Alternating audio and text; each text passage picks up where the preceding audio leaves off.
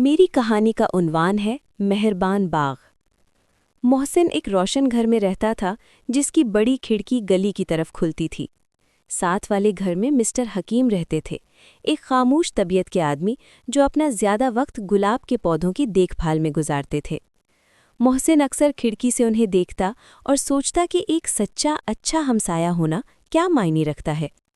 وہ جانتا تھا کہ اس کے دین میں ہمسایوں کی بہت اہمیت ہے، مگر وہ یہ نہیں جانتا تھا کہ اس کو کیسے نبھایا جائے۔ ایک دوپہر محسن کی امی آمنہ باورچی خانے میں تھیں۔ انہوں نے محسن کو مسٹر حکیم کو دیکھتے ہوئے دیکھا تو اسے پاس بلایا۔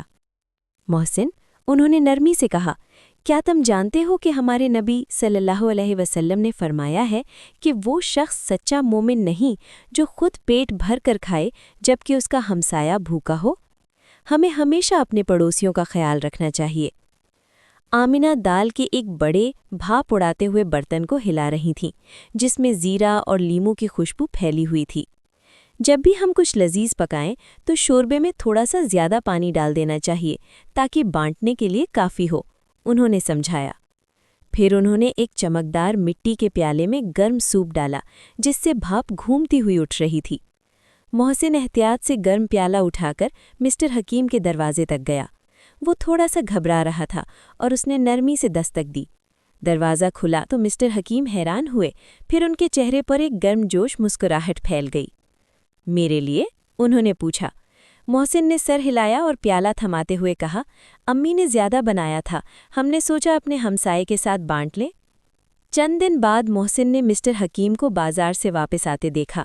ان کے ہاتھوں میں 2 بھاری تھیلے تھے اور ان کے قدم آہستہ آہستہ اٹھ رہے تھے۔ وہ ہر چند قدم بعد رک کر سانس لیتے، بوجھ سے ان کے کندھے جھکے ہوئے تھے۔ محسن کو آمنہ کی کہی ہوئی باتیں یاد آئیں، مہربانی اور احترام۔ محسن جلدی سے باہر نکلا اور مسٹر حکیم کی طرف دوڑا۔ مجھے یہ تھیلے اٹھانے دیں مسٹر حکیم، اس نے پکارا۔ اس نے سب سے بھاری تھیلا اٹھا لیا اور دونوں ساتھ ساتھ گھر کی طرف چل پڑے۔ مسٹر حکیم نے اس کا شکریہ ادا کیا اور کہا کہ اچھا ہمسایہ آسمان کی طرف سے ایک نعمت ہوتا ہے۔ محسن کے دل میں ایک گرم سی خوشی اتری جو سوپ کی گرمی سے بھی زیادہ تھی۔ احترام کا مطلب خیال رکھنا بھی تھا۔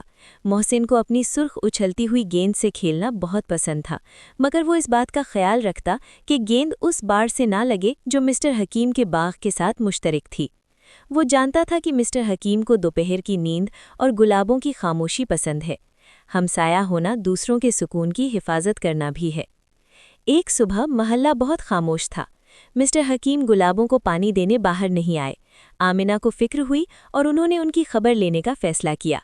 انہیں معلوم ہوا کہ مسٹر حکیم کو ہلکا سا بخار ہے اور وہ کرسی پر آرام کر رہے ہیں۔ آمنہ ان کے لیے ٹھنڈی چائے کی ٹرے اور کھجوروں کی پلیٹ لے آئیں تاکہ وہ بہتر محسوس کریں۔ جب مسٹر حکیم صحت یاب ہوئے تو انہوں نے محسن کو برآمدے میں اپنے ساتھ بیٹھنے کی دعوت دی۔ انہوں نے محسن کو اپنے بچپن کے شہر کی کہانیاں سنائیں اور بتایا کہ وہاں کے ہمسائے ایک بڑے خاندان کی طرح تھے۔ ہم سب ایک ہی درخت کی شاخیں ہیں، مسٹر حکیم نے کہا۔ محسن نے محسوس کیا کہ مہربانی کر کے اس نے صرف ایک ہمسایہ نہیں پایا بلکہ ایک دوست بھی بنا لیا تھا۔ اس شام محسن پھر اپنی کھڑکی کے پاس کھڑا تھا۔ اب اسے ساتھ والا گھر صرف ایک مکان نہیں لگتا تھا بلکہ ایک گھر محسوس ہوتا تھا۔ آمنہ اس کے پاس آ کھڑی ہوئیں اور دونوں نے ہاتھ ہلایا جب مسٹر حکیم اپنے باغ میں چل رہے تھے۔ محسن اب جان چکا تھا کہ ہمسائے کے حقوق سادہ ہیں، مہربانی، بانٹنا اور ایک ایسا دل جو ہمیشہ کھلا رہے۔